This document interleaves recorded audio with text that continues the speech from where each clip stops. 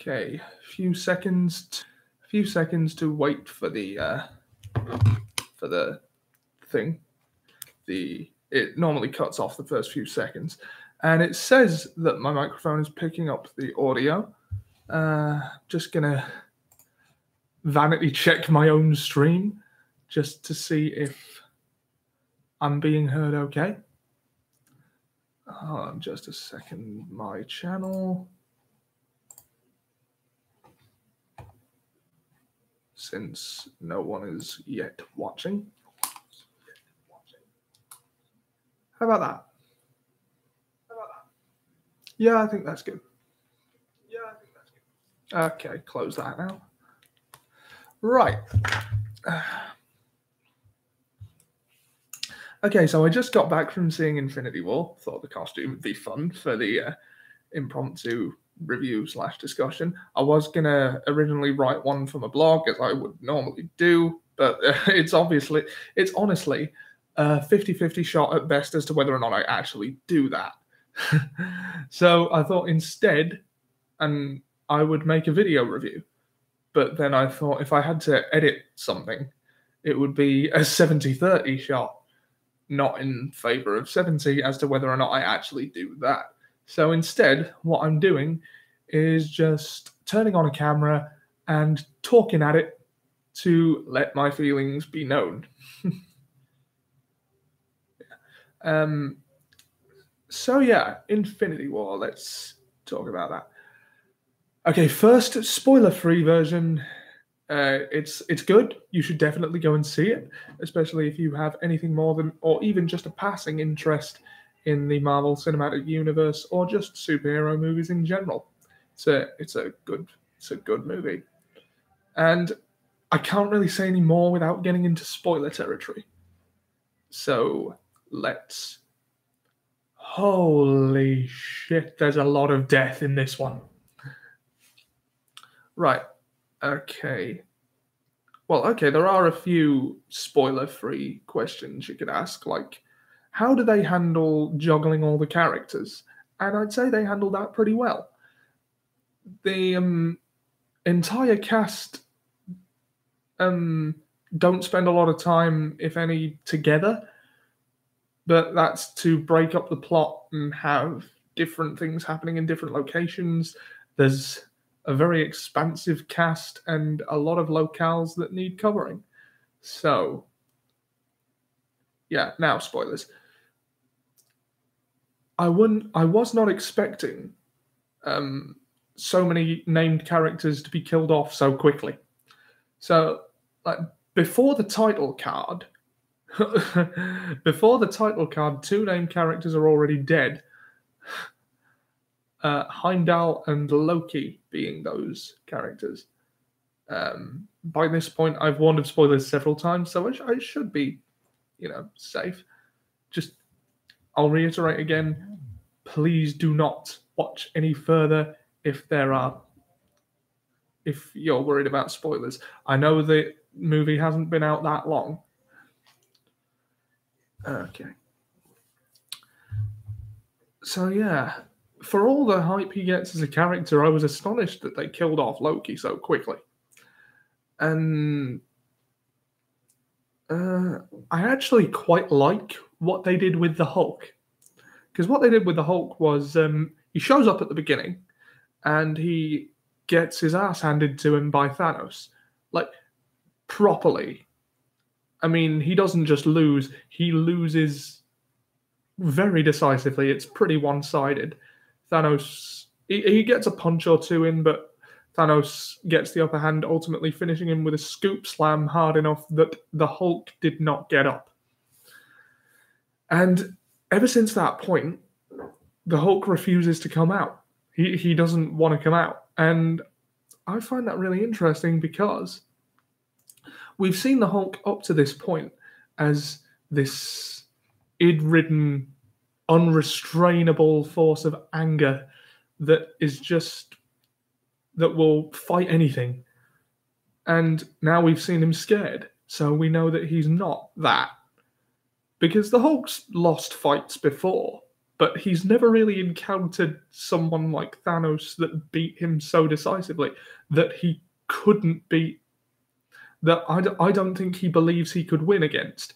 And, well, obviously that encounter shook him to the point where he's not even wanting to come out at all anymore. That's like the Hulk is having a confidence crisis, which is a really interesting way to take it. I think I'm on board for seeing how they develop that, assuming, of course, that they do. I'm honestly not sure. There's something that happens at the end, which I'll get to, that affects a lot of the cast, and I'm not sure whether or not, I can't quite remember at time of speaking whether or not Bruce Banner was one of those affected. But he does still get involved in the combat. Instead of turning into the Hulk, Tony lends him the Hulkbuster Iron Man suit, which is it's a nice touch. Yeah. So, where was I? Yeah, I got sidetracked talking about the Hulk there. Yeah, so pre-title card sequence breakdown. If you saw the post-credit scene, or one of the many post-credit scenes at the end of... No, wait, there was only two at the end of Thor Ragnarok. I'm thinking of Guardians 2. I don't know why. But if you saw the... Damn it. If you saw the post-credit scene at the end of Thor Ragnarok, where Thanos' ship comes upon the starship Asgard, I suppose you could call it, basically everyone but Thor is dead from that movie, which sucks. I mean, I liked Korg. I wanted to see him again, the rock guy. Yeah. But no, Thanos boarded his ship, killed pretty much everyone, including Loki, who feigned allegiance and then immediately tried to stab him in the neck, which is very Loki, and is then choked to death, which, not really... That was a surprisingly unceremonious death for such a mainstay in the cast. I was really surprised. And that was just before the title card hit. So then we go to what was immediately after that. So then I think we go to Doctor Strange. I've just seen this movie now. I'm trying to recall what happened when. And he senses something coming. Long story short, Doctor Strange ends up talking with Iron Man. They end up in the streets of New York, I think, Manhattan, which is where the Chitauri attack took place, I believe. And then they end up fighting Space Voldemort, who, well, that's what I'm going to call him. I don't remember his name, but he definitely puts one in mind of Voldemort. And he's looking for a magic stone, which is quite apropos. And he's pretty powerful. He effortlessly waves off a lot of their attacks. Literally just waves his hand and they're gone. And I quite like how they eventually handled him too. But the fight in Manhattan happens. Tony Stark has a new and pretty cool way to deploy his Iron Man suit. Nanotechnology, I think similar to what Black Panther has in Black Panther, obviously. And yeah, he can just sort of... His suit sort of creates itself around him and is self-healing from the looks of it, and that's pretty cool. So... Oh yeah, Heimdall, in his last act before he dies, sends Bruce Banner to Doctor Strange's mansion to warn him that Thanos is coming. So Bruce, Doctor Strange, Wong, I think his name is, or Wang, I'm not sure which, and Iron Man go out to, well, meet the assault. Peter Parker gets wind of what's happening and joins them. So you've got Iron Man, Doctor Strange, Spider-Man, and a hulkless Bruce Banner against the, well, first wave of Thanos' invasion force, which includes, I think, Space Voldemort and a load of mooks.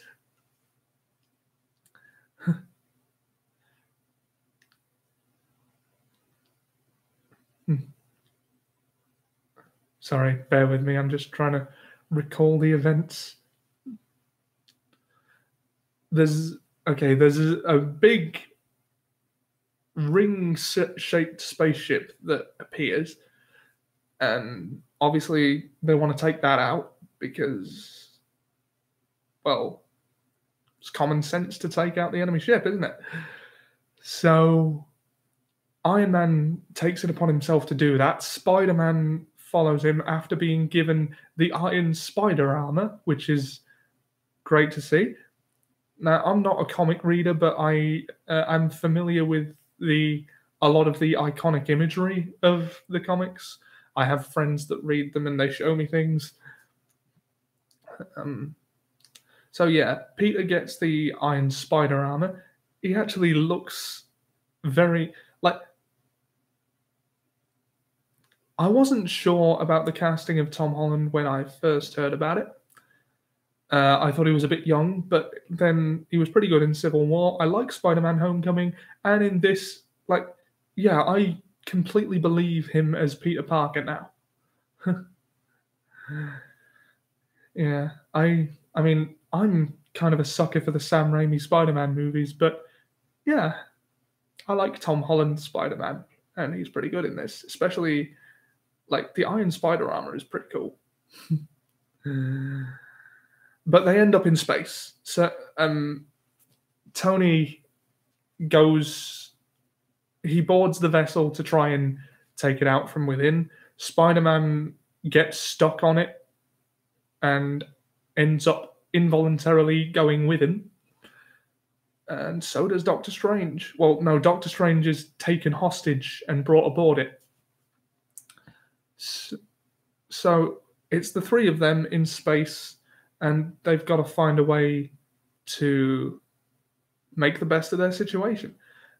And because Spider-Man has seen aliens, he comes up with quite an ingenious way to, again, quite unceremoniously, kill Space Voldemort, by just blasting a hole in the side of the ship and sucking him out into the vacuum of space.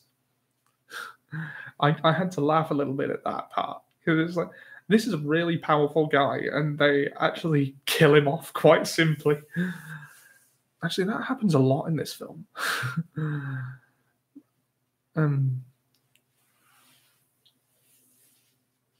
So yeah, they are on a ship, basically on their own now. Thanos is searching separately for the Infinity Stones. He goes to nowhere. Now, the Guardians of the Galaxy encounter Thor on their travels, answering a distress call from his ship. They get there, too late to do anything. The ship is already in ruins, but Thor is in the vacuum of space and miraculously still alive. So they rescue him. He tells them what happened, and they go to nowhere. Well, half of them go to nowhere to confront Thanos, that being Star-Lord, Nebula. No, not Nebula. Gamora. Nebula's the other one. Star-Lord, Gamora, and Drax, I think. Also Mantis. They go to where the Collector is because he still has the ether, doesn't he? I forget which stone it's referred to as. The Reality Stone. That's the one in this one. So they go to confront him. Thor, Rocket, and Groot go off to I can't remember the name, but this, I assume, legendary Norse blacksmith dwarf to try and forge Thor a new hammer. He doesn't end up with one, he ends up with an axe.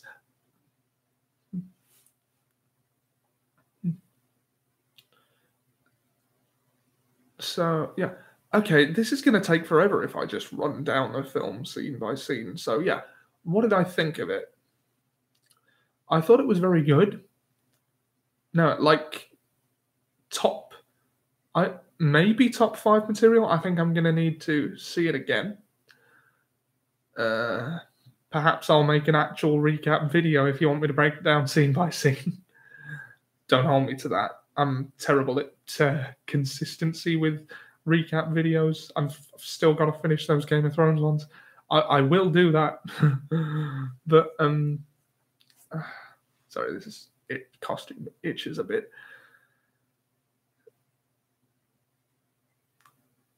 You really feel the weight of this one. It's possibly the biggest down ending of the entire franchise because a lot of the cast are dead now. In fact, I'm going to go down a list of dead people to see if I remember them all. So, if you don't want to know who dies, close this now. First Heimdall, then Loki, then eventually Gamora. Oh, Red Skull is back. Like that's something I didn't expect. That was cool to see. I mean, it seemed a bit out of the blue, but why not? Yeah. So yeah, Heimdall, Loki, Gamora, sacrificed for the Soul Stone. Then, who else died? The Vision. And at the end of the movie, when Thanos gets all 5 of the gems, because of course he does, it wouldn't be particularly dramatic if the stakes weren't universally catastrophic. So who gets wiped by the gauntlet? Bucky does. I think he's the first. Spider-Man, Drax, Star-Lord, Mantis, and who else? Black Panther. Yeah. So that's 10 people so far. Right. I was just someone's just joined me. I was just going down the death list in Infinity War. I assume you saw the spoiler warning. I can start again if you like. Unless this is you, Seb. If it is, make yourself known. I'll wait.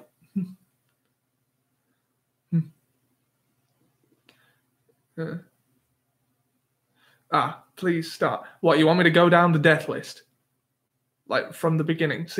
I just want to see if I remember everyone that bought it in this movie. Because yeah. All right. Okay, so first was Heimdall.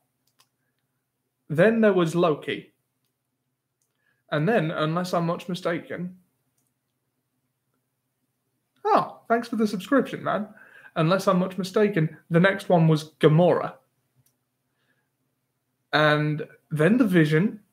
Like, there was quite a long spell of nobody actually dying. They teased Tony Stark dying, but he didn't. And then at the end of the movie, like, half the cast gets wiped out by the Infinity Gauntlet. So let's see, who else? Black Panther, that was a shocker. I just got to 10 and I already can't remember who I'd already said. Spider-Man, Drax, Star-Lord, Mantis, Doctor Strange. I hadn't mentioned him last time. That was 10. Who did I leave out? Bucky. He was the first one to just sort of fade away. People just sort of turned to dust and then vanished. So that's 11. Maria Hill and Nick Fury in, I believe, a post-credits scene. Nick Fury dropping one final well, it cuts him off before he finishes it. But because it's Samuel L. Jackson, cool. So that's 13 so far. There are more. You see more disappear. But I can't quite put faces to names. Scarlet Witch. She's gone too. And while this movie was clearly part 1 material, because they'd changed it to just Infinity War instead of Infinity War Part 1, I thought they might try and do it all at once. But I've seen, given how many characters there are and how much there is to do, I can actually understand that this one does actually need to be a 2-parter. And this has got to be reversible. They've killed off like half of the cast. So, there's no way this is going to stick. But I don't see how that's going to happen, because the only thing that could feasibly undo this would be the Time Stone. And even if they get it back in the next part, anyone who could wield it for them is gone. Doctor Strange is gone. The Scarlet Witch is gone. Unless T'Challa's little sister is still there and can figure out the Infinity Stone with super science, which I suppose is not impossible. Yeah. But again, this was clearly part 1 material. And they're not even making part 2 the next thing they come out with. Gonna have to wait a year for that. The next one, I believe, is Ant-Man and the Wasp, followed by Captain Marvel.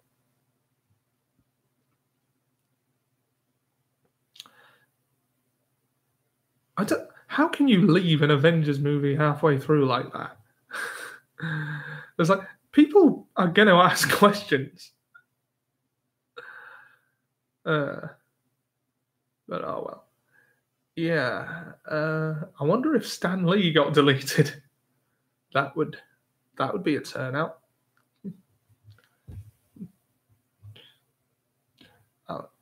Yeah. So I don't know where I would put this one in the ranking. I actually wrote a ranking list on the blog, but that was back when Civil War came out. So there's been a few more since then, and one, if not more, of them were really, really good. So I don't really know where this would fall. I think it would definitely be in the top 10, if not the top 5. It's probably top 5 material, but there are a lot of movies in this franchise I really like. Pretty much all 3 Captain America ones are in my top 5, or at least were when I wrote the thing.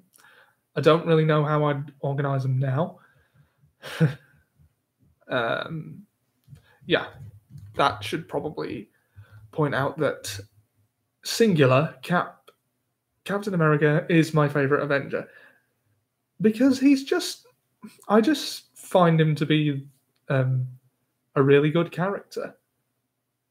Like, he's not anything special, and that's the point. He's just a good guy, and he's an actual good guy, and that's all he is. It's all he needs to be. And he's also my fitness role model, by which I mean I too would like to have the perfect body without doing anything to earn it. I can't take credit for that joke. I saw a meme.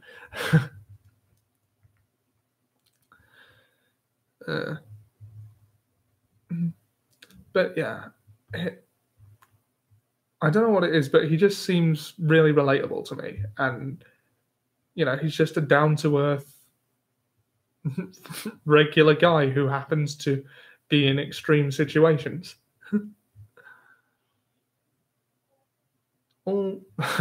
Although Thor is a pretty good presence in this movie.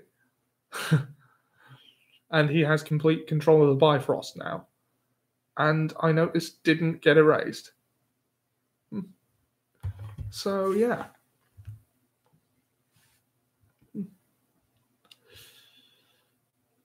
They teased killing off Iron Man, but they didn't. That was cool. And as I mentioned, the Hulk had a really interesting development here. I kind of really like how they used the Hulk because I wasn't expecting it. It's an interesting way to take it. I'm interested to see where it goes.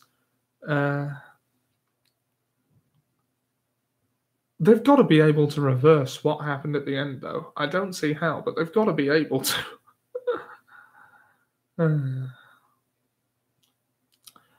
But the Infinity Gauntlet was noticeably damaged at the end. I think it was still there, but it was damaged. And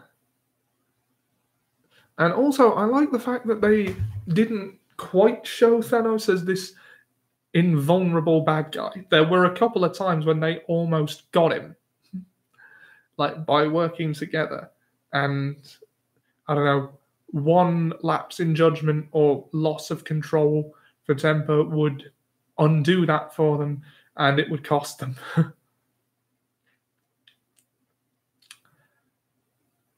But yeah, I think it is within their best interest to get cracking on whatever the hell it is Avengers 4 is going to be called, so that they can bring everyone back, because you know they're going to bring everyone back. Maybe not Loki and Heimdall. And again, I was really surprised that they killed off those two characters so quickly and so unceremoniously, because Loki especially is an icon of the franchise, and he's just gone. I expected a bit more drama to his exit. Yeah. I was actually expecting Captain America to die, and he didn't. The one that I was expecting to die didn't, and loads of others did. I was also pretty sure Iron Man was going to die, and he didn't, although they teased that he would. Like, there are loads of characters we don't even know are still around. Because a crux of Thanos having the Infinity Gauntlet is he snaps his fingers, and half of all life in the universe is just gone. Wiped out. So, I mean, Ant-Man and Hawkeye were not in the film, so we don't know if they were wiped out, but statistically, one of them probably was. I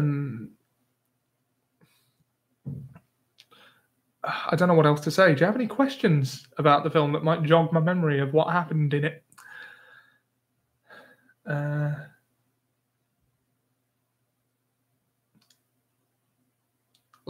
I have warned of spoilers, but I should ask to the one watching, if it's still Alex Vlogs and More, have you seen it? What did happen in the movie? Right, well, I started with a breakdown of it scene by scene, but I figured that was going to take forever. Basically, short version, Thanos boards the Asgard ship, kills everyone, beats the Hulk down to the point where he doesn't even want to come out anymore. For the rest of the movie, the Hulk is refusing to come out and fight because he's traumatized. He's never been beaten that badly before, or at least I assume that's why. And now he's just scared to fight again, which is something we've never seen before from the Hulk. And I find that a really interesting direction. And I'm curious to see where they go with it in the next part. But I cannot remember whether or not Bruce Banner is actually alive at this point. I am going to have to watch it again. So yeah, he beats the crap out of the Hulk. Heimdall sends him to Doctor Strange with the Bifrost to warn him of Thanos' impending arrival. He then kills Heimdall. Loki offers to guide him through Earth, and then as he's bowing to him and pledging his allegiance, he tries to stab Thanos in the neck, which is a very Loki thing to do. And Loki is then killed for it. He's just grabbed by the neck and choked to death, which, again, really anticlimactic death for such a major character. And then the title card happens. Right, so then Doctor Strange and Wong get warned by Bruce Banner that Thanos is coming. They go outside to Manhattan and they find Iron Man, and then a really evil henchman that I can only describe as Space Voldemort is pretty powerful and sort of makes short work of a lot of their efforts. Doctor Strange gets captured. Iron Man and Spider-Man end up stowing away on their ship. Spider-Man has the Iron Spider armor at this point. Pretty cool. They decide, instead of trying to guide the ship back home, they're going to go and take the fight to Thanos.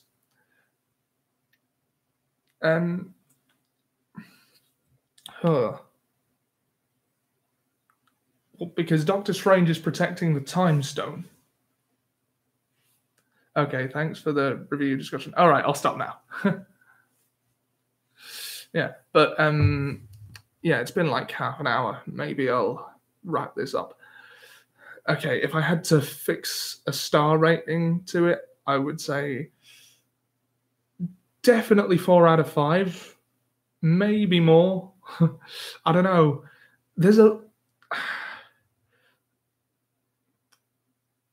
It's not the easiest one to sit through. It's a very it's a very downer style movie. There's humor in it, but it's definitely one of the darkest entries in the franchise. And I know why. They are leading up to part 2, which is going to be the climax. So they've got to leave this on a down note so that we've got something to look forward to. And we've got to know what happens next. Yeah, this was clearly part 1 material. And given how many characters they had, everything that has to happen, I think it needed to be a 2-parter or 6 hours long. And I could have sat through a 6-hour-long Marvel movie with all of those characters, but not everyone could. So they didn't go down that route.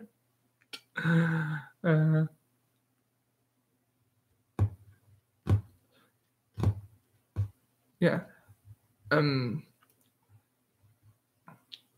Most of the characters that are dead have got to be coming back, but I wouldn't be surprised if some of them weren't. Like, at least 4 people died not as a result of the half of the universe extinction thing with the Infinity Gauntlet. So whatever they do to reverse that, because I assume they're going to do something, might not affect the ones that died outside of that. Like, I don't want to postulate and, have too much wild theory right now. I mean, it just came out. There's going to be a lot of time to theorize, but yeah, solid film. 4 out of 5 stars at least, probably 4.5. If I had to think of criticisms, I would say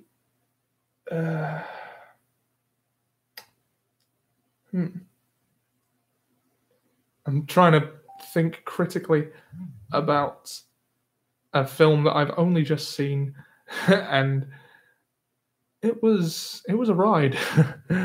Yeah. If I had to think critically about it. Okay, I expected there to be the big gathering shot of all the characters, and that didn't happen, and now won't happen. And I don't know if that's a good or a bad thing. I do kind of like it, but I'm also kind of disappointed that we didn't get the massive sweeping hero army shot. Although we kind of got something approximating that in the lead up to the battle at Wakanda.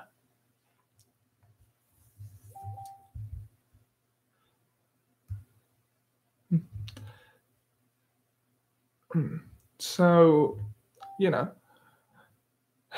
it's you definitely won't be bored if you see this movie. It doesn't slow down an awful lot. The plot moves along at a fair old lick. In fact, if there is any criticism I could give, I would say that there's not a lot of breathing room between big events. Like, you're just supposed to I mean, some of the twists and turns are pretty hard to keep up with. It was nice to see the Red Skull come back, but we never it never got it never fully was explained as to how or why.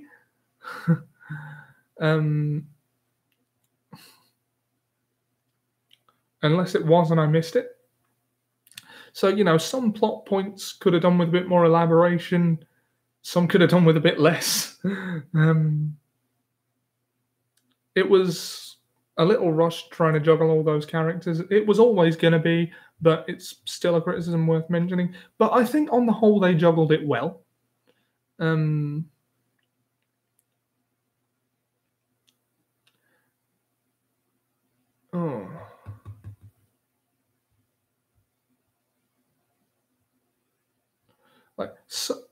This one didn't have the chemistry between the characters that the other Avengers movies had. Even Age of Ultron had a lot of good, back and forth between characters. But there was so much going on and so many characters that it was always going to be hard to fit that in. Like there was 10 years of build up towards, this event. So I think it did its job well of leading up to the inevitable climax that's going to be Avengers 4, which will essentially serve as an ending to what we currently know as the MCU, I would imagine. Like, it will carry on after that, but probably in a different form. Because I don't imagine a lot of the mainstays thus far are going to stay on after that. Because it's been 10 years. Like, actors outgrow or just get tired of roles. I'm not really... I don't follow the news that closely, but I distinctly remember hearing Chris Evans wants to switch to directing rather than acting. So that's probably partly why I assumed Captain America was going to die.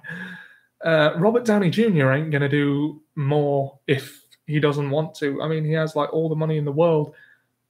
Chris Hemsworth has said he doesn't want to maintain Thor's body shape for the rest of his life. So I think basically most of the main cast are going to take their exits by the time Avengers 4 wraps up.